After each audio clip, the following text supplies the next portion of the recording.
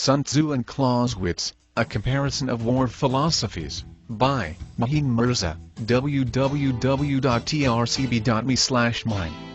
Since the beginning of human history till now, man has experienced many wars. In times of peace, the growth excels, while in times of war, there is reduction in advancement. In case of any conflict between two parties or factions, there is a dispute. Contentions between countries lead to war. The counterparts endeavor to overwhelm each other by using some tactics and philosophy according to the circumstances. This paper aims to limit two of the major philosophies of war that were applied and popular in the past wars. From ancient times, the Sun Tzu's philosophy emerged as one of the famous philosophy of war. From modern history, we observed another very popular philosophy contributed by Clausewitz. Both these philosophies are highly rated and respected in the world of war.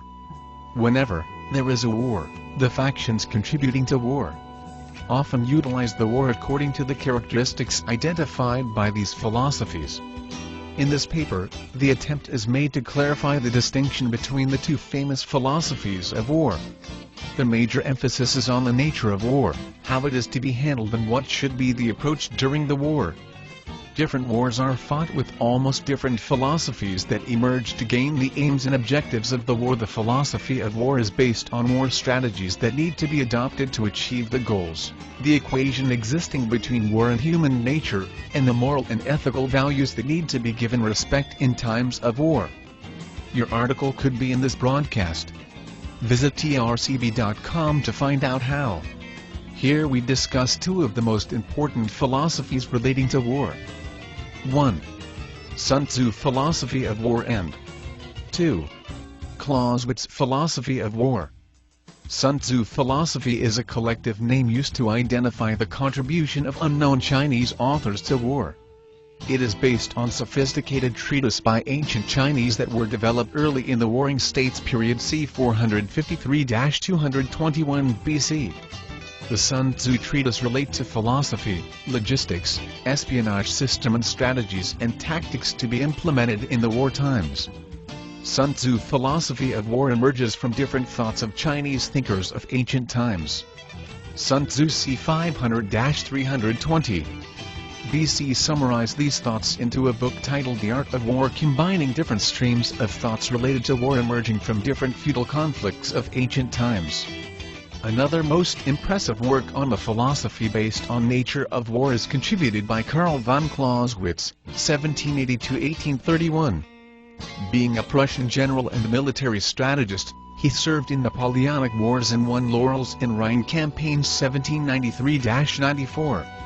Serving as a military strategist in the service of Russia from 1812 until 1814. He aided negotiation of the Convention of Torogh in 1812, which paved the way for a tripartite alliance of Russia, and Great Britain against Napoleon, bringing an end to Napoleon's series of victories at Waterloo. His masterpiece on war, written in a dialectic style, containing traces of Hegelian style, captured millions' attention. The main focus of Sun Tzu is mostly on weaponry and strategy instead of philosophy. This treatise relates to the strategies applied to execute the major systems that affect the war, such as espionage system and the achievement of the goals in war. Here the emphasis is on the uncertainty of battle. The significance of deception and surprise is one of the cores of the philosophy, such that war is unpredictable to exist at times. The Sun Tzu philosophy relates politics to military policy, attributing to high military costs. Sun Tzu's observations are often broadened into a philosophy applied in situations extending well beyond war itself. Sun Tzu philosophy has profound admiration by Chinese, Vietnamese, and Japanese military thinkers. Sun Tzu philosophy contributed to guerrilla warfare. Scattered tactics for scattered attacks, unestimated but high cost of war are some characteristics of Sun Tzu philosophy. As compared to Clausewitz's philosophy, it is an undeclared war that is waged in form of small skirmishes, at small scale and at different territories of land. Sun Tzu philosophy aims to harm the enemy utilizing clandestine methods such as spying about the strategy and plans, sabotaging the resources of the counterpart, etc. In view of Sun Tzu, the best battle is the battle that is won without being fought.